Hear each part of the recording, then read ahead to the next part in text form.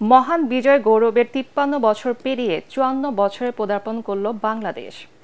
July August ছাত্র জনতার বিপ্লবের মধ্য দিয়ে তৈরি নতুন বাংলাদেশে এবছর ভিন্ন এক প্রেক্ষাপটে বিজয় দিবস উদযাপন করছে জাতি।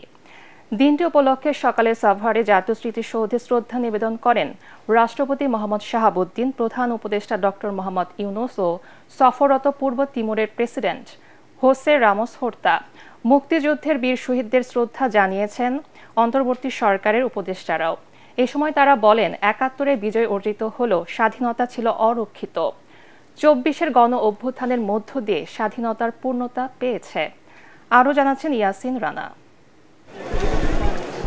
ঘন কুয়াশা ভেদ করে বিজয়ের নতুন সূর্য উদয়ের সাথে সাথে সাভারের জাতীয় স্মৃতিসৌধে গিয়ে পৌঁছান রাষ্ট্রপতি মোহাম্মদ শাহাবুদ্দিন ও প্রধান উপদেষ্টা ডক্টর মোহাম্মদ ইউনূস। সকাল ৬:৩০টায় মুক্তিযুদ্ধে বীর শহীদদের প্রতি শ্রদ্ধা নিবেদন করেন রাষ্ট্রপতি মোহাম্মদ শাহাবুদ্দিন। এরপর সফররত পূর্ব তিমুরের প্রেসিডেন্ট হোসে রামোস হোর্তাকে সাথে নিয়ে ফুলের শ্রদ্ধা জানান প্রধান উপদেষ্টা ডক্টর মোহাম্মদ ইউনূস। জাতির শ্রেষ্ঠ সন্তানদের প্রতি শ্রদ্ধা জানিয়ে কিছুক্ষণ নীরবে দাঁড়িয়ে থাকেন তারা। এ সময় বিউগলে বাজানো হয় করুণ সুর।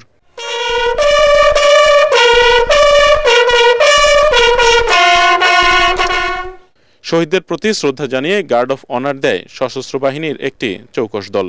এরপর মুক্তিযুদ্ধ বিষয়ক উপদেষ্টার নেতৃত্বে বীরশ্রেষ্ঠ পরিবার, যুদ্ধাহত মুক্তিযোদ্ধা ও বীর মুক্তিযোদ্ধারা পুষ্পস্তবক অর্পণ করেন। শ্রদ্ধা নিবেদন শেষে তথ্য উপদেষ্টা নাহিদ ইসলাম বলেন, ২০২৪-এর বিজয়ের মধ্য দিয়ে স্বাধীনতা পূর্ণতা পেয়েছে। ১৯৭১ সালে আমাদের বিজয় আসলেও, আমাদের স্বাধীনতা আসলেও সেই স্বাধীনতা ছিল অরক্ষিত। আমাদের ২০২৪-এর বিজয়ের মধ্য দিয়ে আমাদের স্বাধীনতা পূর্ণতা পেয়েছে এবং ২০২৪-এর এই বিজয়ের মধ্য দিয়ে আওয়ামী ফ্যাসিস্ট মুক্ত দেশে জনগণ প্রকৃত বিজয়ের স্বাদ অনুভব করছে। উপদেষ্টা আসিফ মাহমুদ বলেন, জুলাই আগস্টের শহীদরা এবার প্রকৃত বিজয় উদযাপনের সুযোগ করে দিয়েছে। আসলে আমাদের প্রজন্মের জন্য এই বিজয় দিবসটাই মনে হয় বোধ বুদ্ধি হওয়ার পরে একটা প্রকৃত বিজয় দিবস হিসেবে আমরা উদযাপন করছি।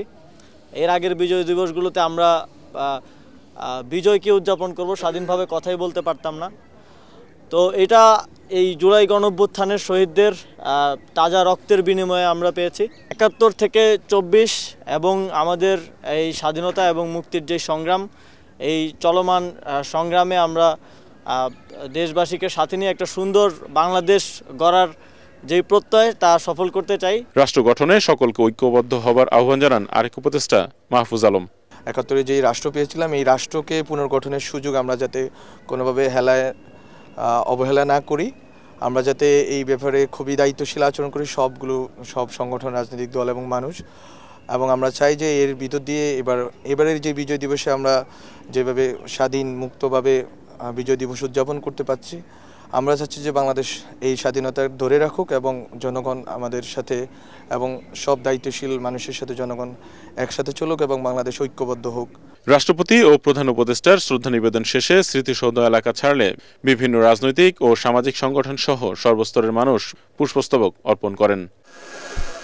ইয়াসিন রানা, এটিএন বাংলা, সাভার, ঢাকা।